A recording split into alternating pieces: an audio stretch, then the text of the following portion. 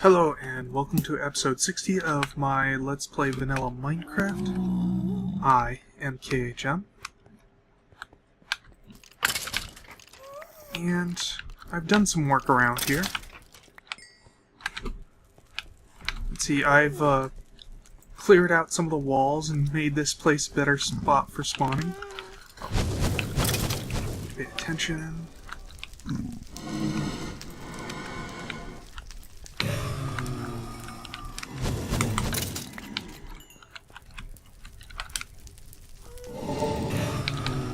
Yeah, so, anyway, I've gone through, cleared this out a bit, removed some of the walls, and put down half slabs to try to encourage more Nether Fortress spawns. Yes. And, oh, I see more skeletons. I'm gonna go for them.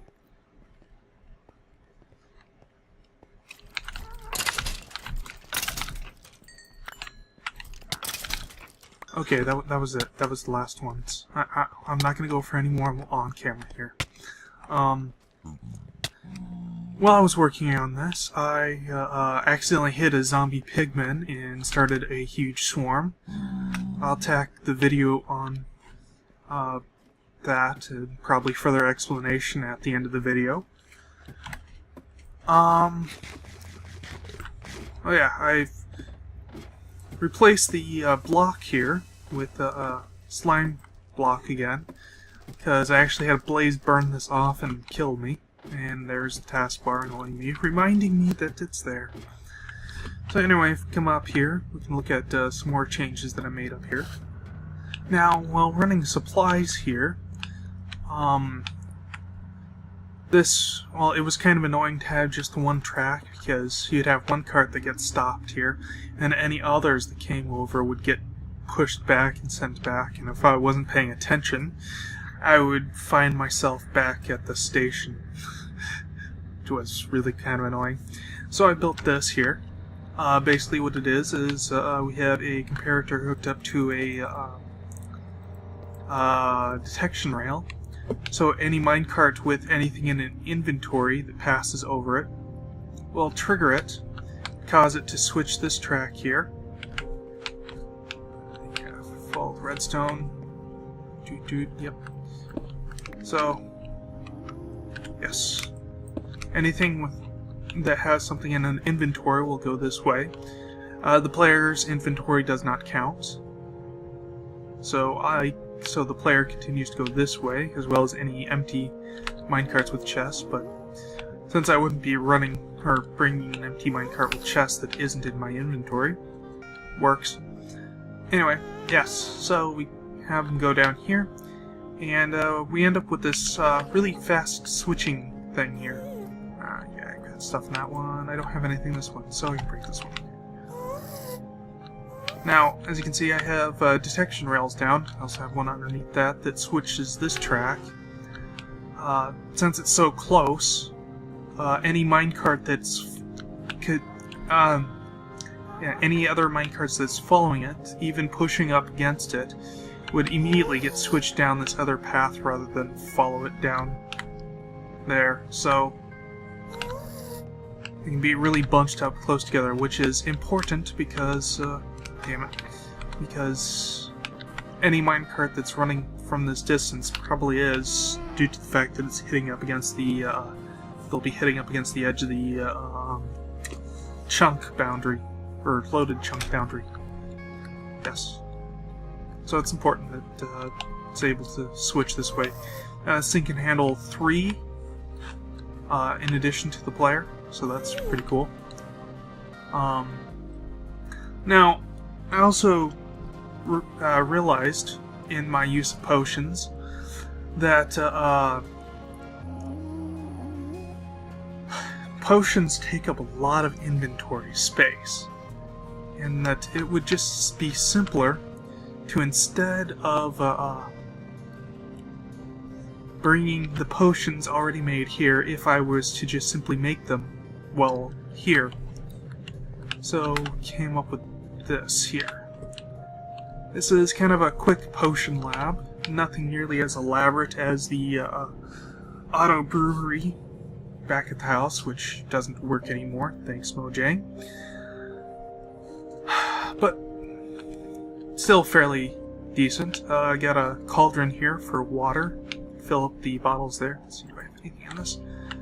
I got buckets of water on this chest and ingredients and materials in this chest. So if we just get 3 buckets here, or 3 bottles, fill them up and put them in. Now I have this button here that when I press it, it's let's hop up there.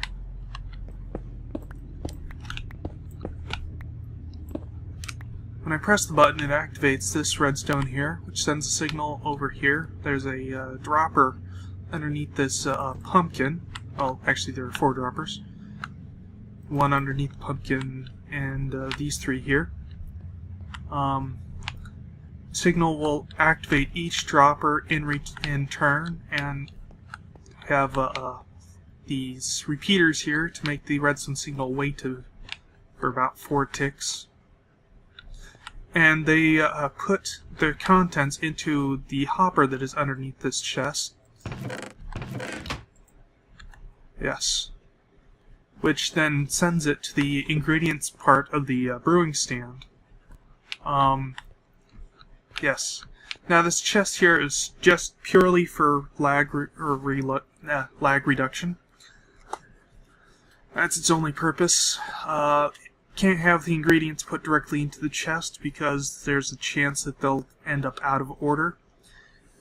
Whereas we don't have that problem putting it directly in the hopper. Now, actually, with 4 ticks, we don't really have that problem at all, but, you know, just erring on the side of caution, I guess. Also, it allows it to be 1 block lower, which is important. Yes. Just quickly fill this back up. So, I basically handled 4 different things. Got another wart here. I currently have magma cream in here, and I have an optional extender and gunpowderer. So now let's switch things out a bit, because I want some more of these potions of health. Redstone there. We got that there. And I believe we have some gunpowder somewhere. Yeah, that'll work.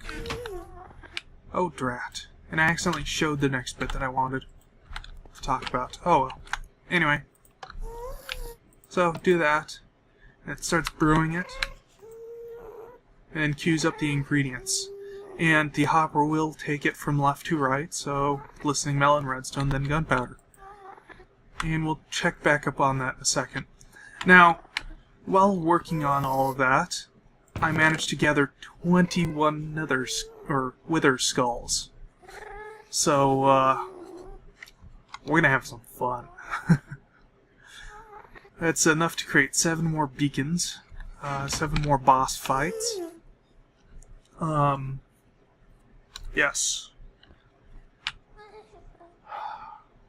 And, well, you know, while looking at the footage of the last 2 Wither King battles that I did, I noticed they were pretty much the exact same.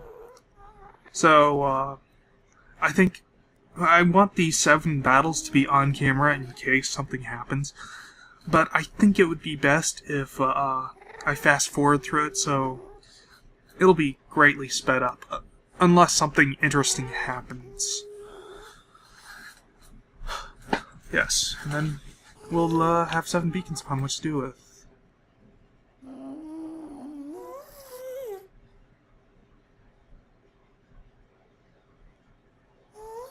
I thought it was redstone. Maybe it's glowstone.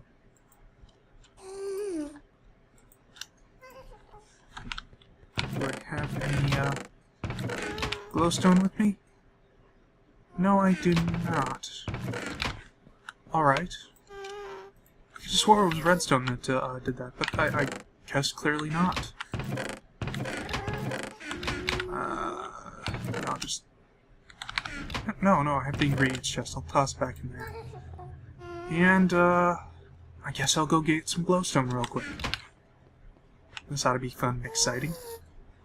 Alright, so I've gone ahead and put the glowstone dust in here after finishing off that batch. So let's go ahead and test this out again. That bucket of water. Water goes there. 1, 2, 3. There. Press the button. Another wart goes in there, and everything's all properly queued up. And let's go ahead and fast forward through this process so you guys can see it all working.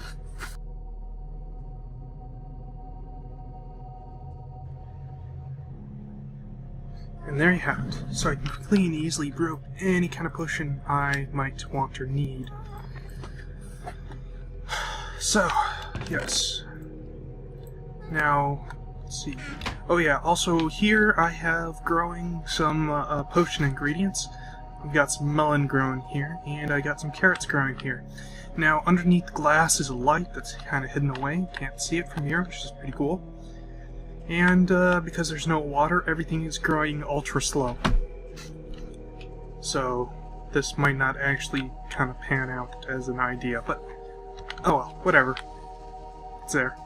And I have some more vines here in case the vine down there breaks again, so that way I can quickly replace it.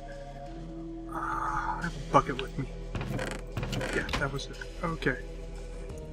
So I'll go ahead and suit up, and we'll get to the fightin'.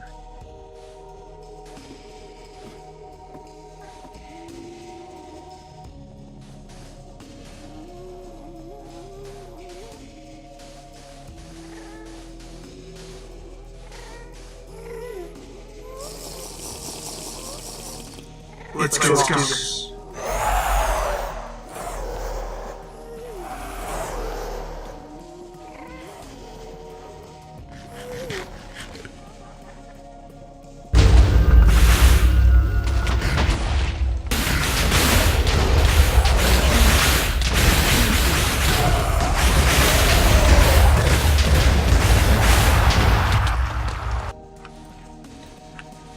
Okay, now if something's gonna go wrong in my grand scheme, it will be now, because my armor is almost completely broken. In fact, I don't think it'll be intact after this one.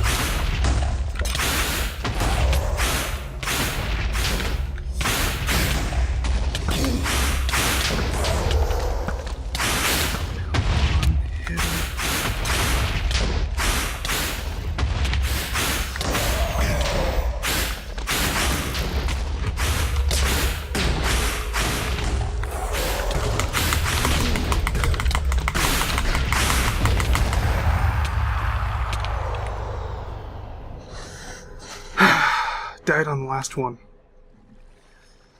Well, at least we're finished with that. I'll go quickly gather up my spoils, and we'll pick up there in a second. Alright. So, the only thing that survived of my armor was the helmet, and it's in very bad shape. But we got the Nether Star, that's all that matters. Tossing that stuff there. Grab my other stars, and I believe, no, that's coal. That's also coal, that's 2 blocks of obsidian. Grab the glass. Grab the more glass. Oh, I know I have a stack of obsidian somewhere around here. Is it in here? Ah, yep, there it is. Then run along just for this. Okay.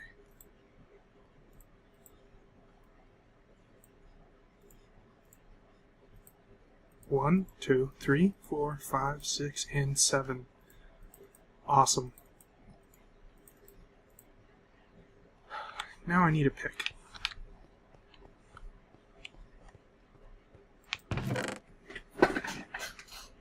pick. Need a sword. Slightly better sword. Some actual armor would be nice. Just, you know, while I'm thinking about it.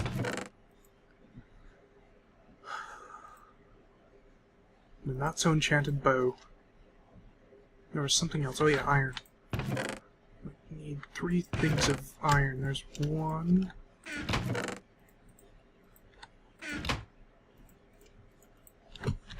Okay. Now I intend for 2 of these beacons to stay here. Though I might change my mind at some point later on. Let's get rid of these blaze.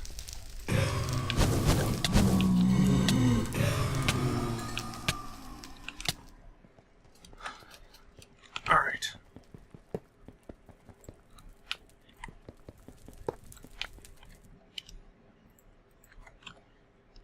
Boop and boop.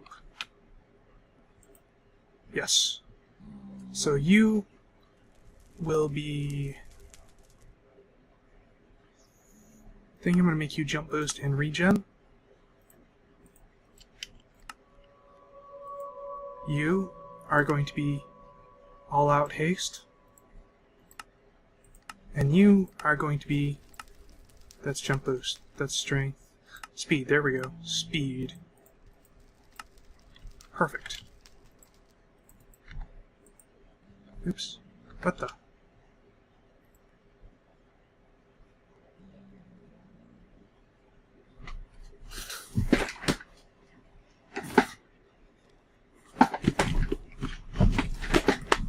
What the hell just happened there?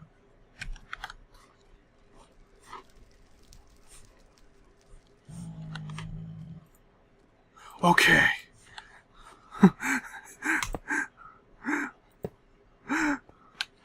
thought I just found a dupe bug, and it duped my,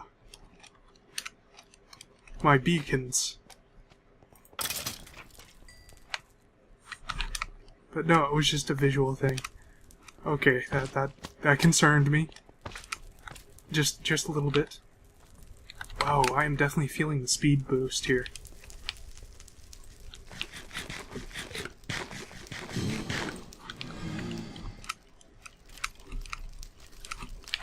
Oops. A bit harder to control, actually. Oh, you're coming with me. Damn, you didn't have a skull. I feel like turning needs a bit of work here. Alright. Now, that's pretty much what I have planned for 2 of those beacons. Now, what I would like to do with the 5 beacons is to put them here. In this, underground space. Now, what I have planned for this is I'm going to actually make a quarry here. Well, sort of a quarry. I'm planning on leaving like the first couple of top layers of ground, and then I'm just going to remove the huge chunk underneath of it. This will give me lots of resources, especially stone, which I need, lots of for my projects. And man, this thing feels What the heck is going on? Why was it at 15 frames there? I probably just need to reboot my computer. Anyway, this brings up a number of issues. First of all, mobs. Mobs are going to be a constant issue because it'll be constantly dark in there unless I'm spamming torches all the time, which I won't be. I could probably solve this by drilling holes every so often and putting windows down, or glass down, so that the sunlight can get through. But I don't think I'm going to do that. Yeah, so... another issue is moving all the material back to my base. Because, just a quick glance here, we can see that there's going to be a lot of material here. And since I'm planning to mine up everything within range of the beacon that'll be in the center here, this is going to be a lot of material. I'm going to have to set up a minecart system, possibly a few other things. It's going to be a bit of a nightmare. but I'll figure it out. I just need to think about it. Get that cloud moving in through the window there. It's kind of interesting. Anyway, so yeah. Let's see. So, how much you want to bet I'll survive this fall? Wait.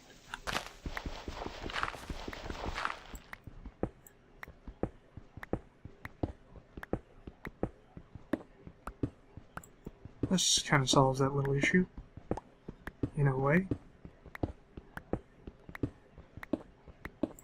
So is this thing big enough to accommodate for that? No, it isn't. So I'm going to have to make this pyramid bigger. But for the time being, that... light up. There we go. Haste.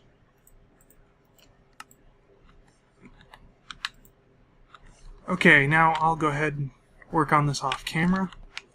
And I'll be back once I have something more to show. Alright. I have been working on this here. Decided to go on a simpler route than my original plan. Originally I was going to clear this all out one layer at a time, but it occurred to me that doing it chunk by chunk might be better. So I came down here. I'm about 10 blocks under the surface currently, and have dug this chunk out all the way to bedrock. Now, if you're wondering why it's not a perfect square, it's because I've only done blocks that are within this chunk and within range of my beacon. So, yeah. And this did not produce nearly as much stone as I was originally expecting. I think it got like 2 large chests full of smooth stone, which is definitely significant and going to help me out on my next project. But, you know, not a lot. Oh, anyway, by doing this on a chunk-by-chunk basis, this gives me several advantages. One, mobs can't spawn within 16 blocks of me, which is about 1 chunk. So as long as I'm working on the 1 chunk, nothing can spawn next to me and attack me. If I intersect a tunnel or something like that, or space where they could, or, yeah, another space, then I could still be attacked, but I wouldn't have to worry about having to constantly watch my back. Yes, also another advantage is that instead of by doing it chunk by chunk instead of the whole thing at once, and get good materials like diamond and lapis and redstone and coal kind of interspersed in with my collection rather than none to begin with and all of it at the very end, which is pretty good. It's gives me a bit more to work with than I would normally have. Now, I want to show you guys this. Efficiency 5 plus Haste 2 does things.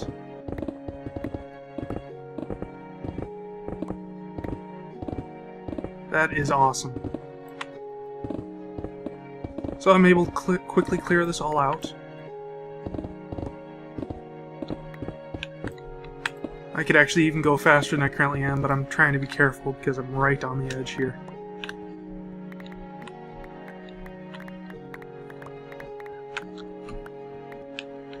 Yes, it's so nice. Pop out over here. Oh, fell in a hole.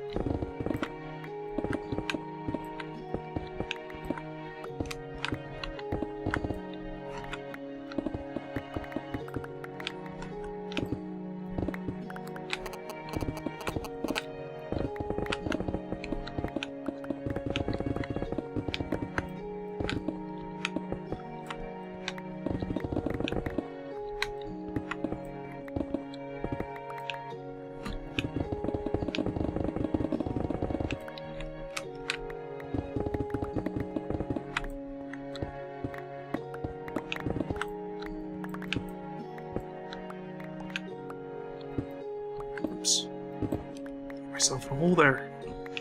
And I can clear out chunks layer by layer, just like that. Nice, quick, fast. I guess quick kind of covers that. And I get a fair amount of smooth stone. which is awesome. Because smooth stone is what I need. And I've been using dirt to just kind of patch up these holes. To prevent spawning, yes, to prevent spawns and to block off mobs from being able to attack me. It's interesting. The discoloration there. I don't know how well you can see that, but this block is clearly brighter than the surrounding blocks. I think it might have to do with that hole. Yeah. That's interesting. Oh, well, now it's the same as the others. So maybe just needed a block update then. Yes, I'm going to be using oak slabs for a catwalk here, so I can get around. Yes. That's interesting. Oh, that's a cave. Oh,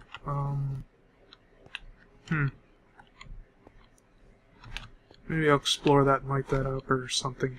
I don't know. I think I'll probably end the episode here. I probably got quite a bit shown. Or I probably got quite a bit recorded here. Oh, maybe that's part of that cave. Yeah, that would make sense. That would explain why there's this huge hole that I don't remember quite digging. Yeah, so... Oh, actually, before I do that, recently, while I was working on this, I've been getting the itch to go play modded Minecraft again. So I might start up a new series soon, a new modded Minecraft series. I don't know. Yes, so I think that's pretty much all I wanted to talk about or say. So, once again, I am KHM, and we'll see you guys in the next episode. I completely forgot about this footage, so we're going to end on this footage. I'm not going to commentate through the whole thing.